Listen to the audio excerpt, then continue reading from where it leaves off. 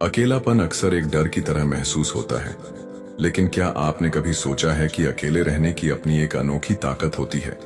जब हम अकेले होते हैं तब हमें खुद को समझने, अपनी सोच को गहराई से देखने और आंतरिक शांति को महसूस करने का मौका मिलता है। इस वीडियो में हम जानेंगे कि अकेले रहने की शक्ति को कैसे पहचाना जाए और इसे अपनी सबसे बड़ी ताकत में कैसे बदला जाए। लेकिन वीडियो शुरू करने से पहले अगर आपको यह वीडियो पसंद आता है तो वीडियो को एक लाइक करके कमेंट में नमो बुद्धाय जरूर लिख देना। तो चलिए शुरू करते हैं। विश्रांत एक गुरु का नया नया शिष्य बना था। विश्रांत के मन में बहुत सारे प्रश्न थे जिन्हें वह गुरु से पूछ लेना चाहता था। एक दिन वह गुरु के पास आया और उनसे कहने लगा, गुरुदेव, इस दुनिया में सबसे मुश्किल कार्य क्या है? गुरु ने कहा, इस दुनिया का सबसे मुश्किल कार्य एकांत में रहना है। विश्रांत ने कहा, गुरुदेव, इसमें मुश्किल जैसा क्या है? एकांत में तो कोई भी रह सकता है। यह सुन गुरु मुस्कुराए और बोले, अगर यह कार्य तुम्हें इतना आसान लगता है तो क्या तुम 21 दिनों के लिए एकांत में रह सकते हो? तुम्हें 21 दिन के लिए कहीं नहीं जाना, बस एक गुफा में रहना है। तुम बाहर किसी व्यक्ति से संपर्क नहीं करोगे और ना ही गुफा के अंदर अपने आप को किसी कार्य में व्यस्त करोगे। सिर्फ शांत और मौन रहोगे। क्या तुम यह कर सकोगे? विश्रांत ने कहा, लेकिन गुरुदेव, यह एकांतवास में रहकर क्या होगा? इससे क्या मिलेगा? गुरु ने कहा, जो मिलेगा वह तो तुम्हें पता चल ही जाएगा, लेकिन प्रश्न यह है कि क्या तुम इतना आसान कार्य कर पाओगे? अब विश्रांत तैयार हो गया। गुरु अपने शिष्य विश्रांत को एक गुफा में ले गए और वहां उन्होंने उसके 30 दिन के खाने पीने का इंतजाम कर दिया और कहा, गुफा का द्वार खुला है। जब तुम्हें लगे कि तुमसे यह नहीं हो रहा तो तुम बाहर आ सकते हो। अब विश्रांत गुफा में प्रवेश कर गया।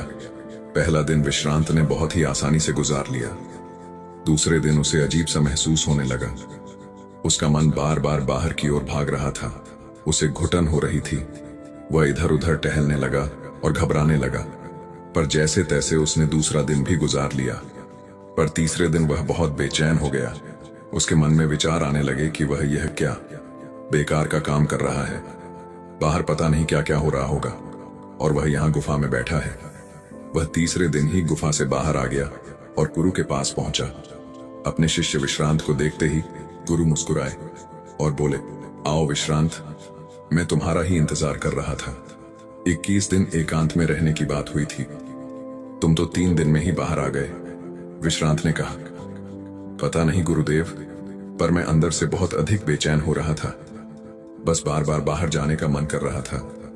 इन 3 दिनों में मैं एकांत भी नहीं रह पाया।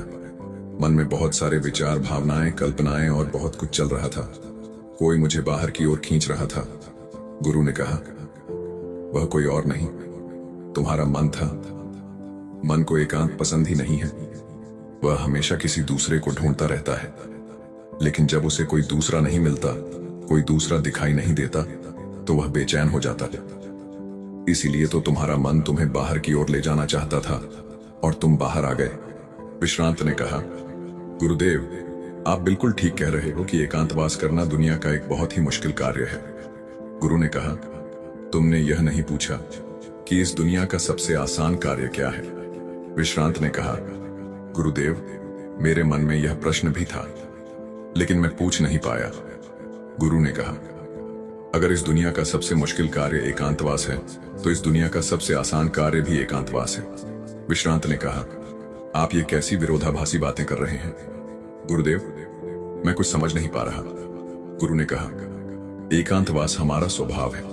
बस हम अपने स्वभाव से दूर हो गए हैं और मन के बनाए इस जाल में फंसकर हम हमेशा किसी दूसरे को ही ढूंढते रहते हैं और अपने एकांत को खो बैठते हैं। एकांत को साधना नहीं पड़ता, बल्कि वही हमारा स्वभाव है।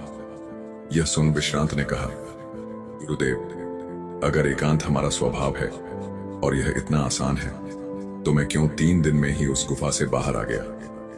क्यों मुझे वहां रहना इतना मुश्किल लगा? क्यों वहां मुझे घुटन हो रही थी?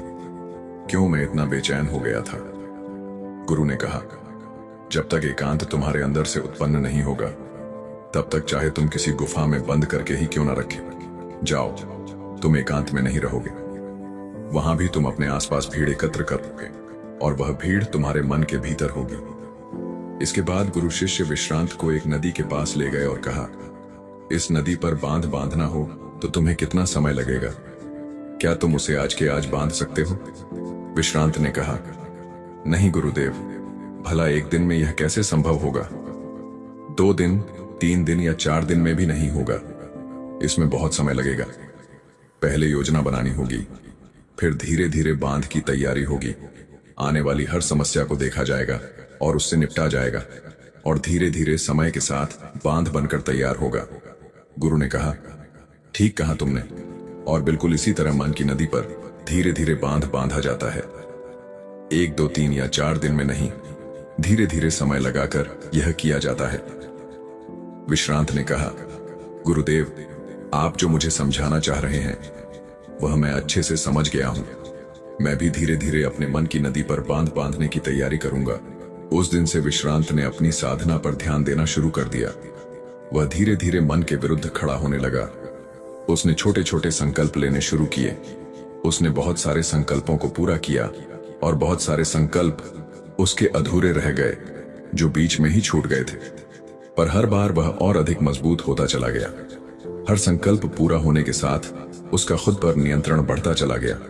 समय के साथ उसके छोटे छोटे संकल्प बड़े संकल्पों में बदलने लगे। फिर एक दिन उसने संकल्प लिया और वह उस गुफा के अंदर चला गया। 21 दिन वह उस गुफा से बाहर नहीं आया। जब 21 दिन बीत गए तो गुरु को अपने शिष्य की चिंता हुई और वह उसे देखने गुफा के अंदर चले गए। उन्होंने देखा कि उनका शिष्य विश्रांत बिल्कुल शांत होकर एक स्थान पर ध्यान में बैठा हुआ है। इसके बाद शिष्य और गुरु दोनों उस गुफा से बाहर आ गए। दोस्तों, अब आप सोच रहे होंगे कि इस एकांतवास की कहानी का मतलब क्या है। वास्तव में एकांत वह चीज है जो हमें सत्य दिखाता है, शांति दिखाता है।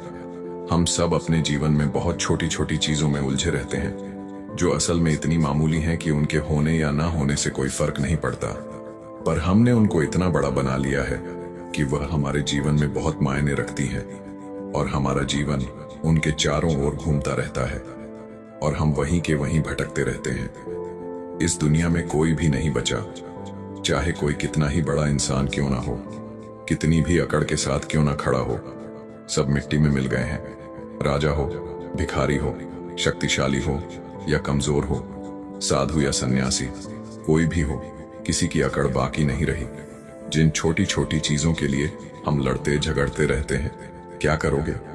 इन चीजों का कुछ पल ही लगते हैं।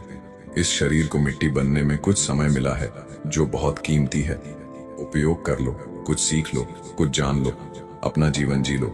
सब कुछ जानते हुए भी हम कुछ नहीं जानते।